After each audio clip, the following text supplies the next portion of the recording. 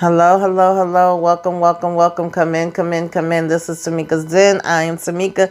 Get on in here, y'all. Get on in here. Kick off your shoes and relax your feet. You are now in the den. So, guys, this is my review recap. Love After Lockup, Life After Lockup, Pizza of My Heart, Season 5, Episode 16. Child, who the hell is scared of Lindsay? Who is Lindsay pulling up like she Nino Brown collecting money? We got $500 and 19,500 more to go, and we over here talking about we want to propose to Dan Blaine buying him a chain.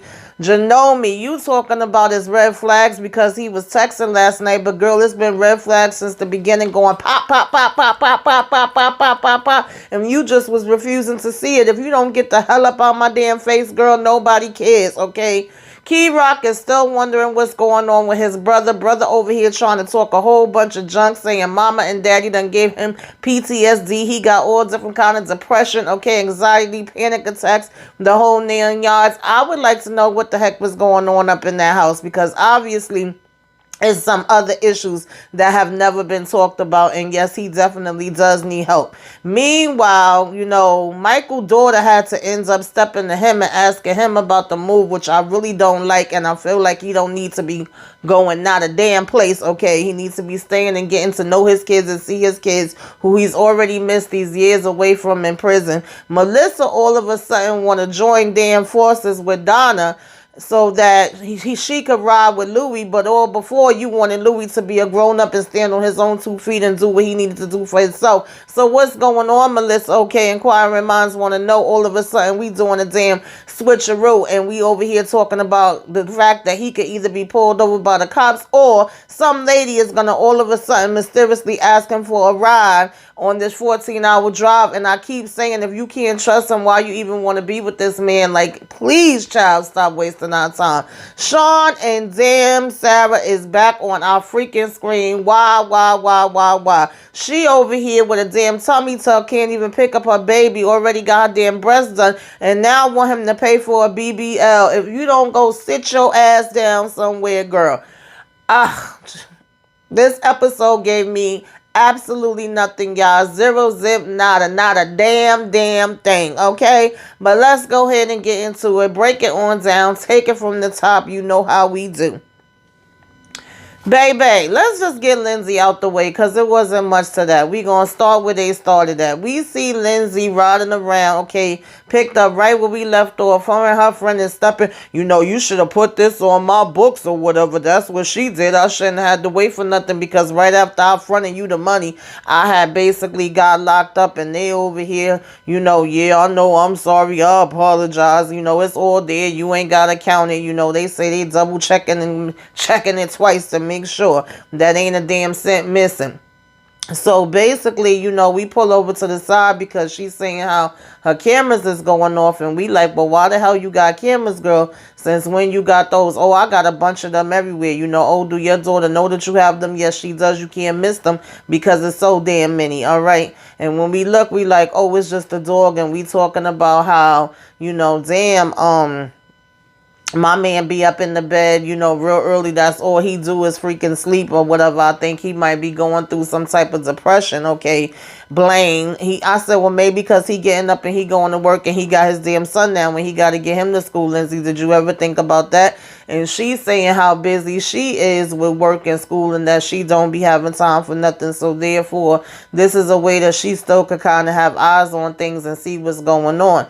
And so we want to know, now that we got this $500, how much more do we have to go? And it's a nice little $19,500 damn dollars more. And it's like, oh, well, we ain't getting all of that tonight. And it's like, no, we definitely not getting all of that tonight, but I'm gonna have it in about a week or two. I said, really, Lindsay, are you? So in the meantime, she up and getting some type of damn fried egg together. I don't know what was going on. Blaine's son getting ready for school or whatever. I'm assuming he getting ready for work. She didn't even know that her daughter had already left. Apparently, it's supposed to be some study group. And she's like, is it really a study group, or is it just her trying to do TikTok videos? He like, I don't know what it was, but she asked me to drop her off, and I already done took her.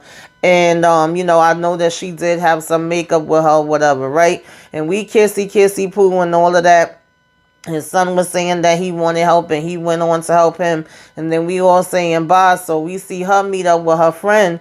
And we decide to go to the daggone jewelry store and spend 200 out of the 500 to buy him this chain. Because we gonna propose to him, you know, and we making different damn, you know, you gonna pretend that you blame, what should I say, okay, scenarios to practice on the way to propose to him. And we still want to propose to him, even though our daughter told us that she's not ready or thinking about having a damn stepfather now. She's just trying to get comfortable and getting used to me being in her life again and being a damn mother. We gonna still just ignore that whole freaking part because, you know, oh, I really just want to spend my life with him. This is what Lindsay is saying. And at the end of the day, if I do some way, somehow ends up going to jail, I would like to know that I still have another parent that could be there to raise her. Excuse me, but wouldn't she just go back to the damn grandmother where she been at? You gonna just leave her with damn blame if you do so happen to go back to jail, Lindsay?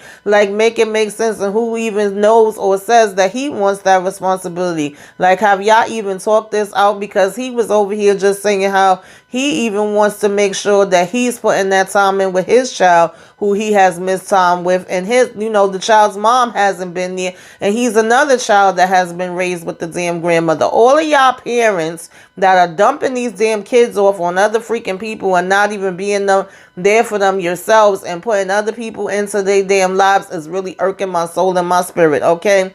Now, speaking of parents that really ain't got a damn thing going on, we got Sean. Apparently, he left his regular job. He's trying to start some type of trucking business, and all his money has been going into that. We see him and Sarah up here. I forgot for a minute that they asses was coming back. We over here having lunch and we like, oh, is there any drinks on the menu? And he like, do you want to drink? You know, yeah, apparently we do want to drink because we want to so-called celebrate the fact that we done with probation. And he like, oh, wow, babe, that's good. That means more freedom. That means we could travel different places. All right. We could see the world. She over here talking about, yeah, we could go to Mexico, Canada, wherever the hell we want to go. And we especially could go to Mexico because I could go ahead and get a BBL there. Child, I got a bad story about Mexico and a BBL, baby. But I'm not going to go into it today. But you better ask somebody, Sarah, right? And he's like, yo, chill. You just finished having 2 other damn surgeries. Like, why would you be rushing to have another one?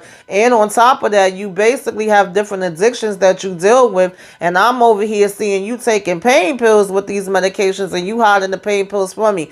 Definitely something else that's very serious that I know a whole hell of a lot about from people that I've seen go through things. So I don't take that lightly that Sean is bringing that up, even though I don't care for Sean. And we know he's the last person to be accusing anybody of being a liar when he has been one of the biggest liars of them all. But on those 2 parts, I think he's bringing up good points. And she's like, wow, how the hell do you turn this into something to like throw at me and come against me or whatever? This is supposed to be celebratory that I'm saying that I'm off for probation now, whatever. And you're making it about me wanting to go and pay for, you know, getting this surgery done. Don't you want me to look better? And he like, shit, I just want to get used to you the way you are now and be able to enjoy that before you add something else on, right? And she does admit that she has addictive behavior in general, but she's saying, no, I'm not getting addicted to having the surgeries. I said, listen, it's not impossible. There are some people that I know and have spoken to that say they have both got addicted to cosmetic surgeries and tattoos.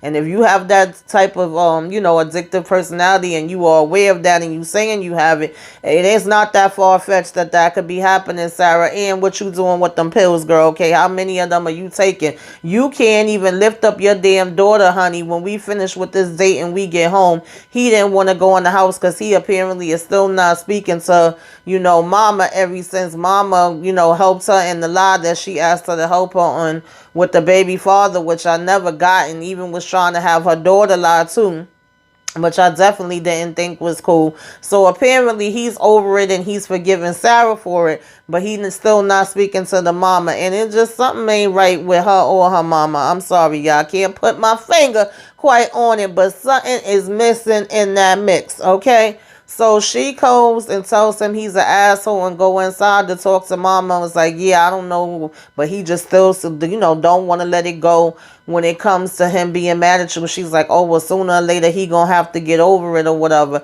And she's saying what a big help her mom has been since her getting the surgeries, and how it's even times not only is she coming through with the kids, but she's literally done his laundry because she hasn't been able to do it. And mama's asking what she want her to do with baby girl, and she like, oh, just put her down, okay? Let her big sister hold her, because at this point, since my tummy tuck, I can't even hold her, and this chick can't even stand straight. But you over here talking about a damn BBL. I said, child, Sarah, this shit is sad, okay? Damn baby ain't even, what, a year old yet? So while Sean's sitting in the freaking car, he gets a call from, his first baby mama that he never married. I can't remember her name right now, y'all. If y'all remember it, put it in the comments, maybe to come to me before I get off of here. But he get a call from her, and she's like, yeah, we need to talk. I need some money. I'm the one that's been fronting up the bills and paying everything. I wouldn't call you if I really didn't need it. And it's not about me, and it's not for me. It's for your kids. And he's saying right now things is tight. Like, he don't mind. And, he he have to give her and help her too. And he feels bad that he's not spending as much time with the kids as he wants to.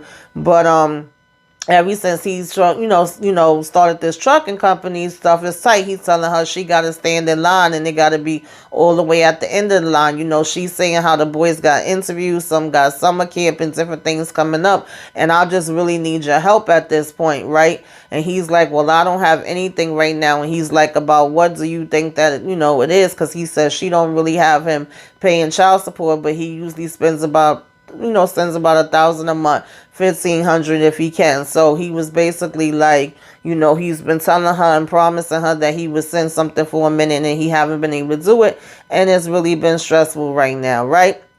So I said, here it is. You haven't been able to send her nothing for a couple months. But again, Sarah talking about a damn BBL. Like, make it make sense.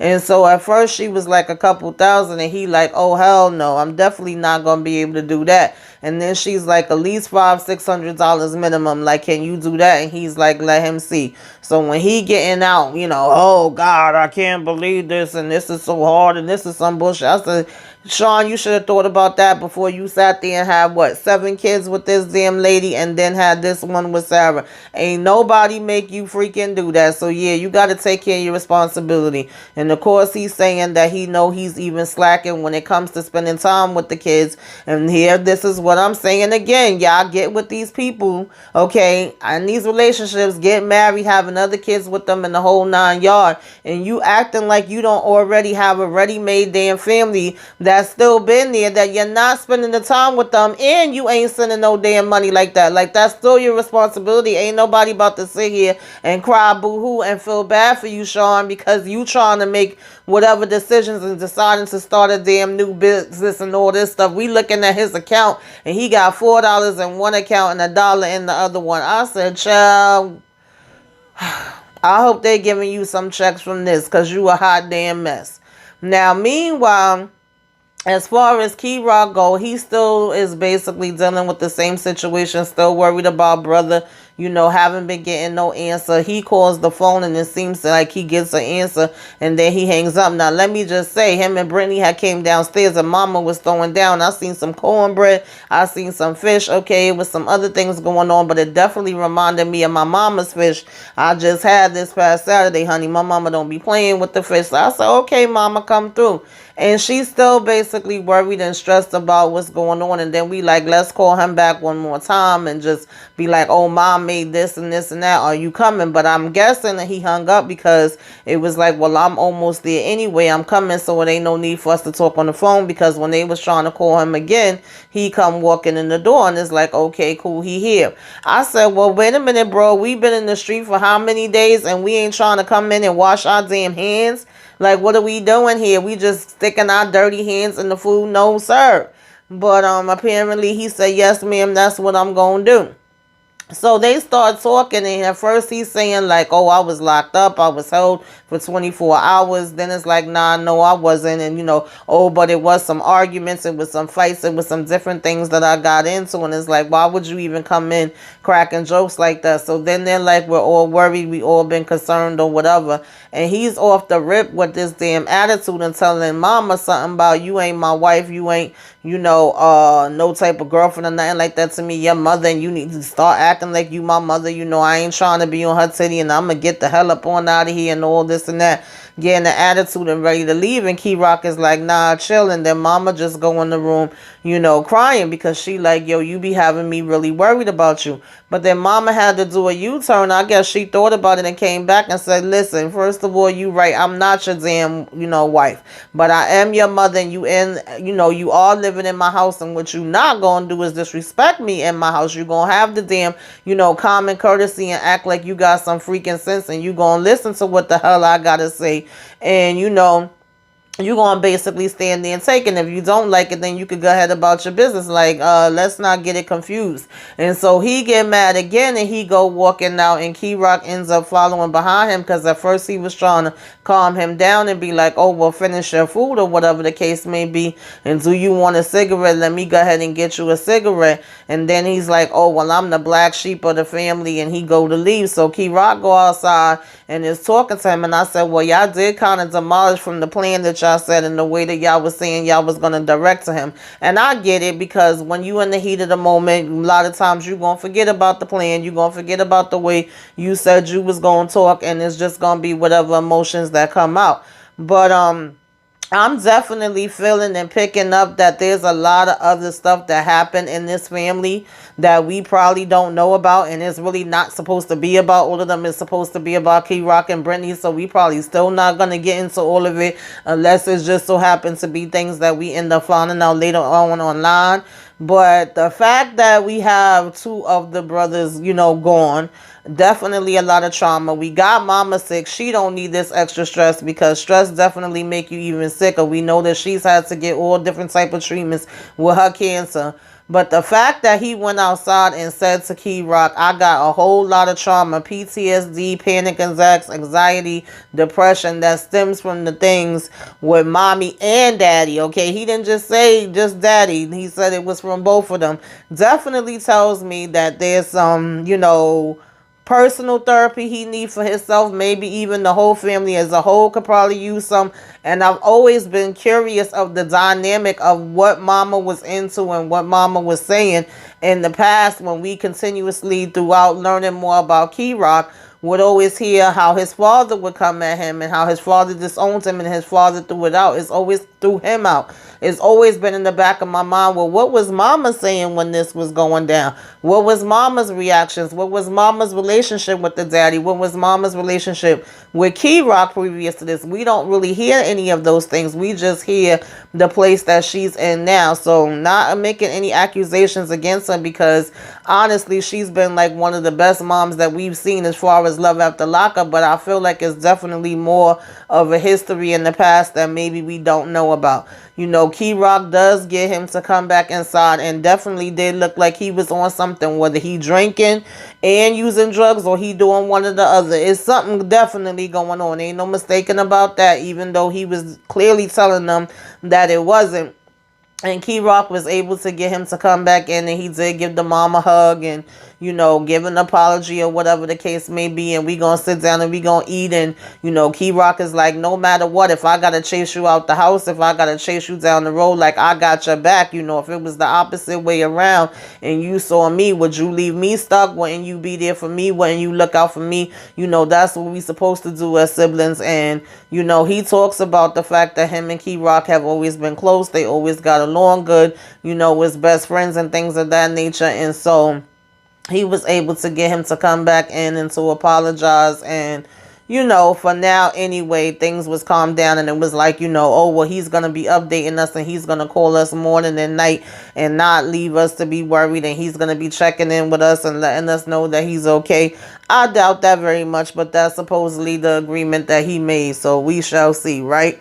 And that was pretty much what was going on with them. Now, Melissa and Louie.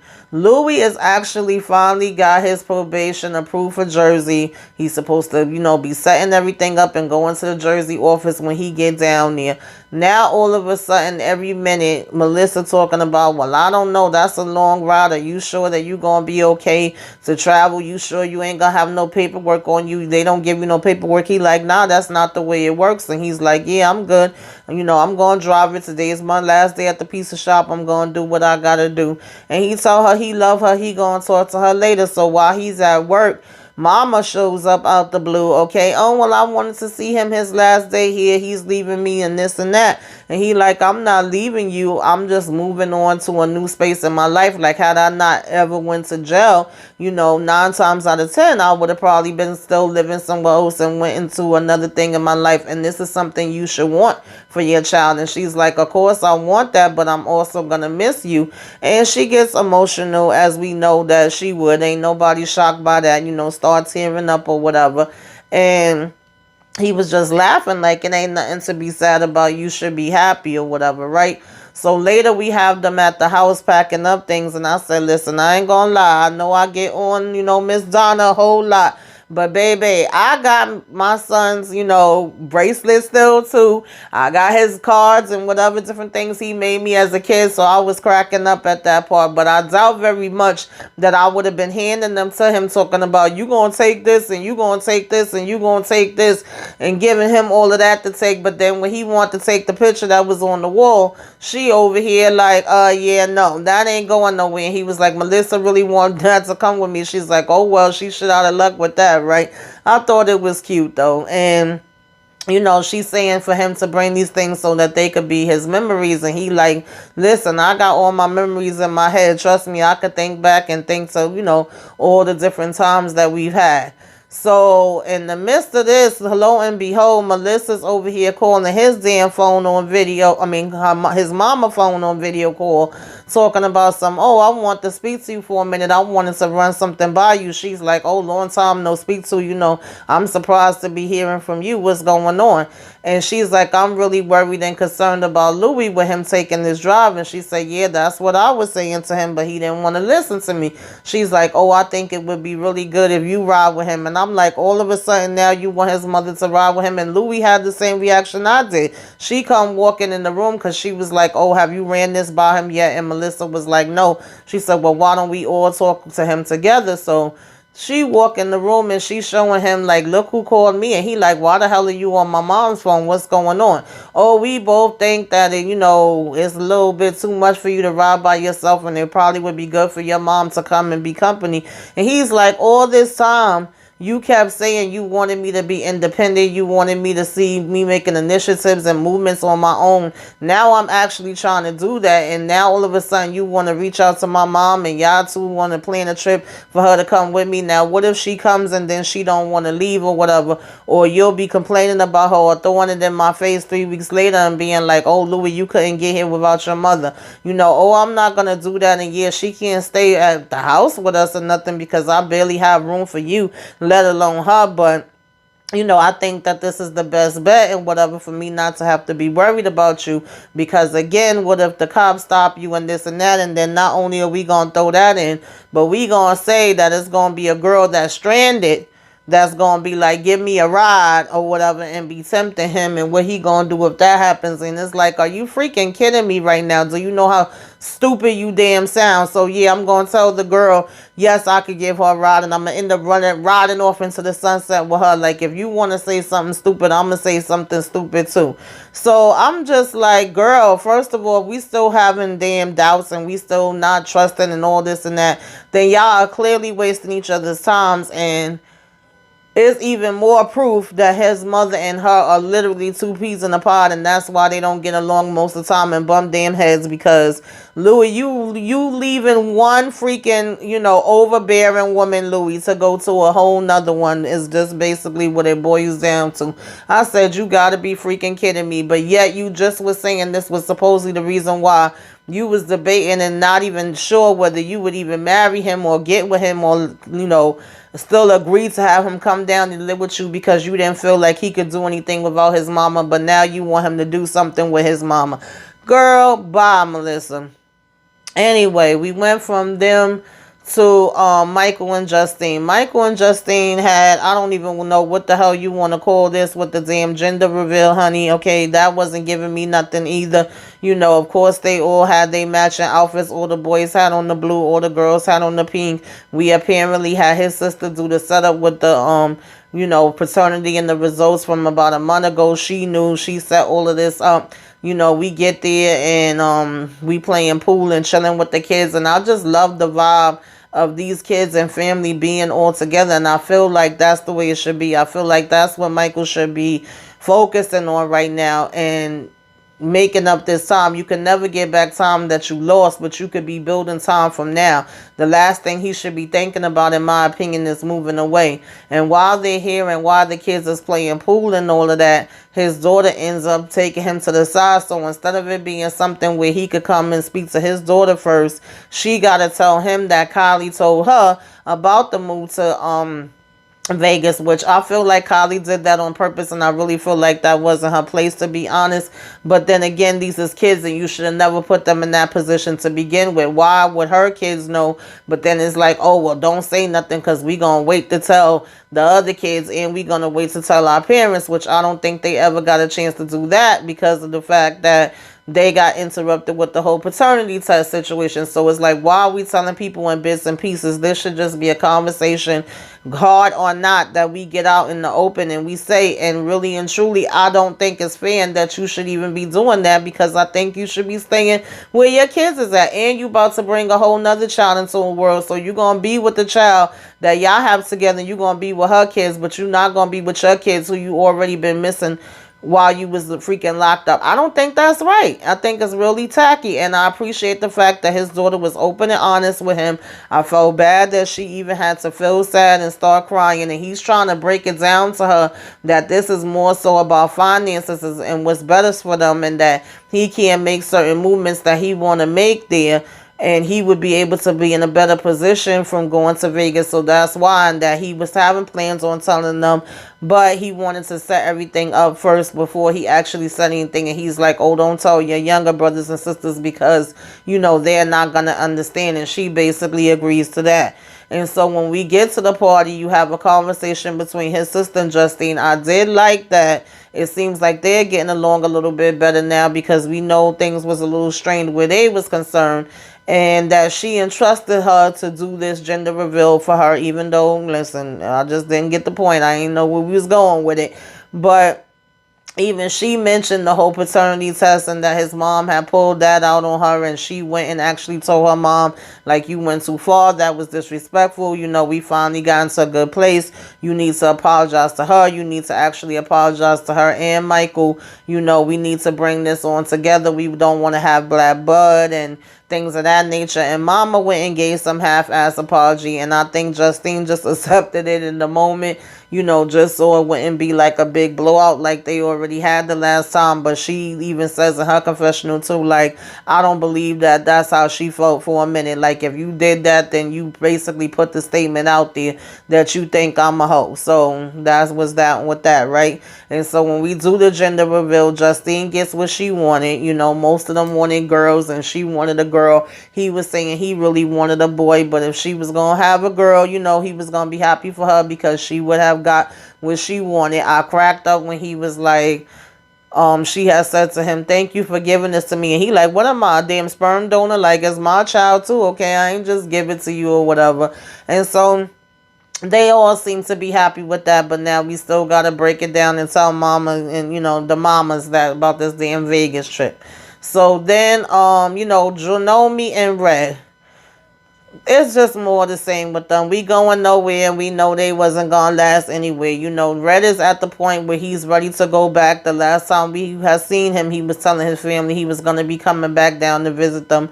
Janomi, in my opinion, is already in her feelings because of that. Obviously, he's still been on his phone. He's still been texting. They can't even go out for their supposed date night, okay, while her son is being babysitted, to have dinner without him being on the damn phone. You know, he's not answering questions. He's not being honest. When she's like, oh, are you talking to this person or that person? He's saying that he don't got no damn money, but he want to always order up the most expensive thing and get whatever he could get off of her or whatever.